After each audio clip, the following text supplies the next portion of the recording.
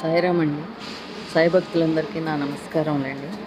ఇప్పుడు మేము షిరిడి బయలుదేరుతున్నామండి. అనుకోకుండా కావాలని దత్త జయంతికి వెళ్దాం అనుకుని రైల్వే స్టేషన్కి వెళ్తే ఆ సాయినాథుని లీల చూడండి ఎలా వచ్చిందో. ఎమ్మటే ట్రైన్ టికెట్ దొరికింది, ఎమ్మటే దొరికేసాయి. అలాగే నేను 10 రోజులు మొత్తం 13 రోజులు ఉందామని బయలుదేరుతున్నాము. అయితే దొరకదేమో 13వ రోజుకి అక్కడికి నుంచి రావడానికి వాపస్ అనేసి అనుకుంటే కరెక్ట్గా అదే రోజు బాబా అంతకుముందు నుంచే 14 అని చూపెడుతూనే ఉన్నారండి నాకు, ఎప్పుడు రావాలి బాబా వెనక్కి అంటే. అలాగే కరెక్ట్గా 13th అంటే సెకండ్ బయలుదేరుతున్నాము. 13th నైట్కి బ్యాక్ బయలుదేరుతున్నాము. అక్కడి నుంచి ఇన్ని రోజులు షిరిడిలోనే ఉంటామండి. అదే పుట్టిల్లు, ఎంతో సంతోషంగా ఉంటుంది. ద్వారకామాయికి దగ్గరలోనే ఒక హోటల్ ఉంది, చాలా బాగుంటుంది. అది సాయి సూరజ్ ప్యాలెస్ అని. మీకు నేను అక్కడి నుంచి కూడా వీడియో తీసి పెడతాను నేను. అది చాలా బాగుంటుందండి.